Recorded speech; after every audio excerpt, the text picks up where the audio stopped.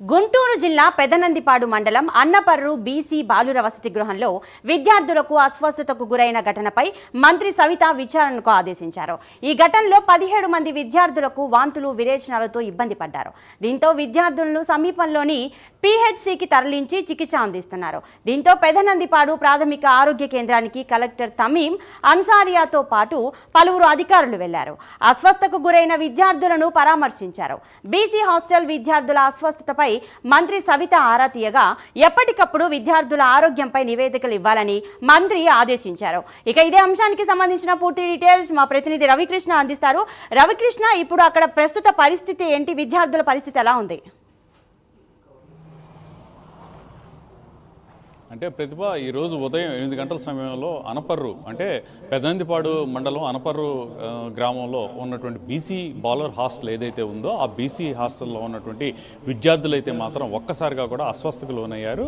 ప్రధానంగా కూడా వాళ్ళు మోషన్స్ అదేవిధంగా కూడా వామిటింగ్స్తో ఇబ్బంది పడుతున్నటువంటి పరిస్థితి ఏర్పడింది. దీంతో ఒక్కసారిగా కూడా అక్కడ ఎవరైతే వార్డెన్ ఉన్నారో వార్డెన్ వాళ్ళందరినీ ఎవరైతే ఇబ్బంది పడుతున్నారో వాళ్ళందరినీ కూడా సమీపంలో ఉన్నటువంటి పెదనందిపాడు ప్రాథమిక ఆరోగ్య కేంద్రానికి తీసుకెళ్తాం జరిగింది. అక్కడైతే వైద్య సేవలు అందించినటువంటి పరిస్థితి అయితే ప్రస్తుతం కనపడుతుంది. అయితే మొత్తంగా కూడా ఇది అబ్జర్వ్ చేసినట్టయితే మాత్రం ఈ అనపర్రు హాస్టల్కి సంబంధించి అనపర్రు హాస్టల్లో మొత్తం 106 మంది విద్యార్థులు ఉన్నారు. 106 మంది విద్యార్థుల్లో ఈ ప్రెజెంట్ అయితే మాత్రం 97 మంది విద్యార్థులు ఉన్నారు. 97 మంది విద్యార్థుల్లో 47 మందికి అయితే మాత్రం అస్వస్థతలోనేట్టు తెలిసింది. దీనికి ప్రధానంగా కారణం ఏమని చెప్తున్నారంటే నిన్న నైట్ అయితే మాత్రం వాళ్ళు కర్రీ అంటే బెండకాయతో చేసినటువంటి కూర చేసినటువంటి నేపథ్యంలో ఆ కర్రీ మూలాన ఫుడ్ పాయిజన్ అయింది అనేటువంటి ప్రాథమిక అంచనాకైతే రావడం జరిగింది.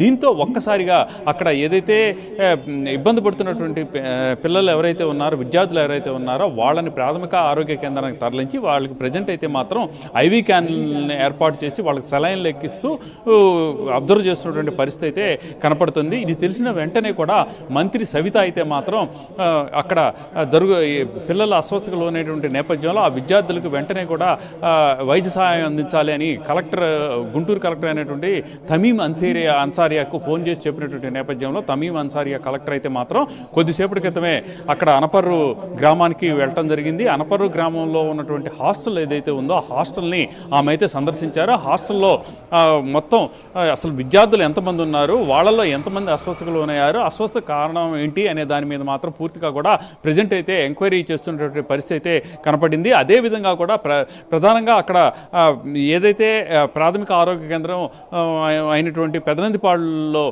అస్వస్థతలోనే చికిత్స పొందుతున్నటువంటి విద్యార్థులు ఎవరైతే ఉన్నారో ఆ విద్యార్థులకు సంబంధించి వాళ్ళ ఆరోగ్య పరిస్థితి ఏ విధంగా ఉన్నది అనే దాని మీద ఇప్పుడైతే మాత్రం అక్కడ ఉన్నటువంటి డాక్టర్స్తో మాత్రం సంప్రదిస్తున్న పరిస్థితి కనపడుతూ ఉంది. ప్రధానంగా కూడా విద్యార్థులకు సంబంధించి వాళ్ళకి ప్రధానంగా ఇచ్చేటువంటి ఆహారానికి సంబంధించిన విషయంలో మాత్రం కొంత హైజీనిక్ అనేది ఉండాలి. కానీ ప్రజెంట్ పరిస్థితుల్లో మాత్రం హైజీనిక్ లేకపోవడం అనేది ఇబ్బందికరమైనటువంటి పరిస్థితులు అయితే ఏర్పడుతున్నాయని చెప్పుకోవచ్చు.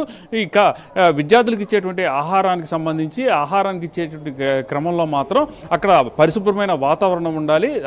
దానికి సంబంధించి ఇప్పుడు కలెక్టర్ అయితే మాత్రం అక్కడ వంట చేస్తున్నటువంటి వంట గదుల్ని వాటన్నింటినీ కూడా పరిశీలించినట్లుగా కూడా మనకు తెలుస్తుంది. అదేవిధంగా కూడా ఆ వంట గదికి సంబంధించి కొంత అశుభ్రత ఉన్న నేపథ్యంలో దానికి సంబంధించి ఆమె సీరియస్ అయినట్లుగా కూడా మనకు వస్తున్నటువంటి సమాచారం. ప్రధానంగా అయితే మాత్రం అక్కడ అస్వస్థతకు లోనేటువంటి విద్యార్థులు ఎవరైతే 47 మంది ఉన్నారో వాళ్ళలో 17 మందికి పరిస్థితి అయితే మాత్రం కొంచెం ఇబ్బందికరంగా ఉన్నటువంటి నేపథ్యంలో వాళ్ళకి ఐవీ క్యాన్స్ ఏర్పాటు చేసి సెలైన్లు ఎక్కిస్తున్నారు. అదేవిధంగా కూడా వాళ్ళకైతే మాత్రం మరికొంతమంది వైద్య సిబ్బంది అక్కడికి వెళ్ళి వాళ్ళకి తగిన విధంగా కూడా వైద్యాన్ని అందిస్తున్నటువంటి పరిస్థితి కనపడింది. దీని మీద మంత్రి సవిత సీరియస్గా ఉన్నట్లుగా కూడా తెలుస్తుంది. ఈ నేపథ్యంలో ఇందుకు కారణం అంటే ఎవరైతే అక్కడ కుక్కుగా ఉన్నారో ఆ కుక్కుగా ఉన్నటువంటి వ్యక్తి రాత్రి చేసినటువంటి కర్రీ ఏదైతే ఉందో ఆ కర్రీ మూలాన ఇటువంటి అస్వస్థతకు లోనైనట్లు కూడా ప్రాథమికంగా సమాచారం వచ్చినటువంటి నేపథ్యంలో ఆ కుక్కుకు సంబంధించి అలా అపరిశుభ్రమైనటువంటి వాతావరణంలో హైజీనిక్